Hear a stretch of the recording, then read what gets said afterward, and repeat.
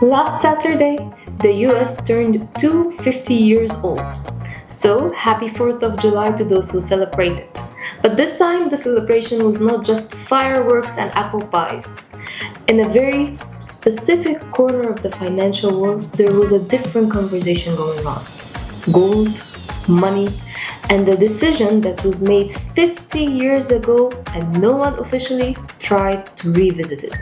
So, if you are hearing about the term paper gold for the first time, slice yourself a piece of pie and get comfortable. This is John Softy, and you're watching the Primexar podcast.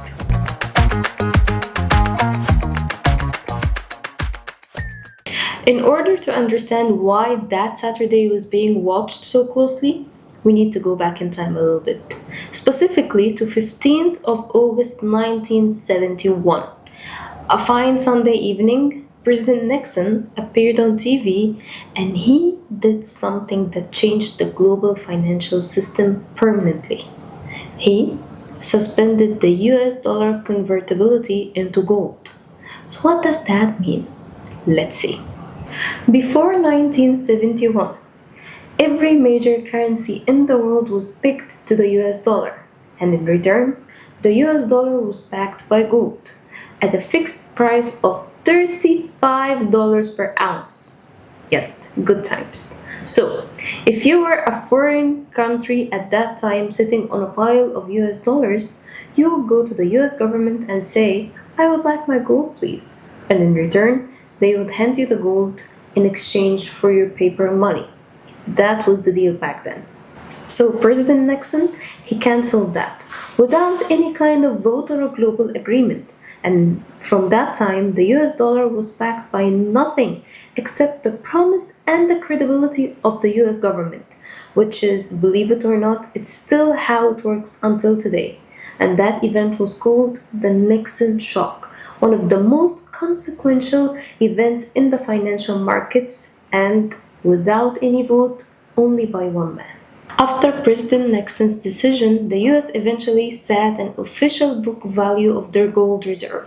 The price at the time was $42, or to be precise, $42.22. And here's the surprise. From that time onwards, that price was never updated in the books. So, to put it into perspective, today, 6th of July 2026, the price of one gold ounce is $4,152. The price in the books, $42.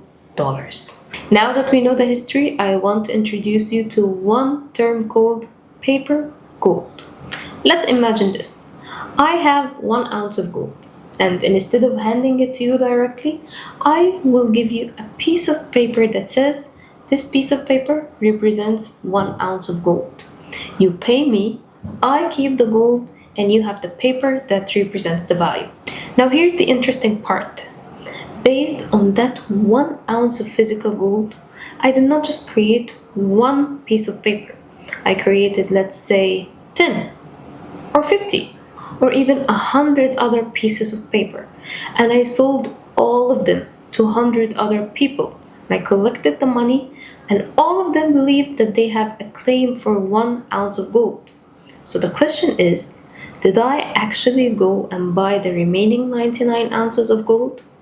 Did anyone see that gold reserve with their own eyes? The answer is, nobody really knows. And this is not a conspiracy theory. This is just how paper gold market actually works in reality. It is estimated that for every 1 ounce of physical gold, there is somewhere around 50 to 100 paper claims on that same ounce, which works until someone decides that they no longer want a piece of paper and they want their physical gold instead. Then the situation becomes very uncomfortable very quickly. That brings us to the core question of today's episode. Why was everybody watching that last Saturday, 4th of July, very anxiously? The answer is, there was a proposal that was being discussed very seriously in the financial circles in Washington. That proposal was put forward by Dr. Judy Shilton. She was a former Fed nominee, economist, and a monetary policy advisor. She wrote a book called Good as Gold. In that book, she argued that the US should return to a more gold anchored monetary system. She chose that specific date, 4th of July, on America's 250-year anniversary, as a symbolic date to push this conversation to become action. Just imagine this: the reevaluation of the US gold reserves and potentially gold linked treasury bonds. So, the reason why this conversation is being observed very seriously is if the US government decides to actually revalue the gold, even just as bookkeeping decision, this is going to change things. The question is, by how much? Some analysts say gold is going to travel to 20,000 or even 50,000 per ounce. Others say it's going to be far more modest, maybe around $2,000 per ounce. But the answer is nobody really knows, because it's hard to tell how much gold is really worth when the number has not been reset in over 50 years. On the other side of the world, China has been doing something very quietly.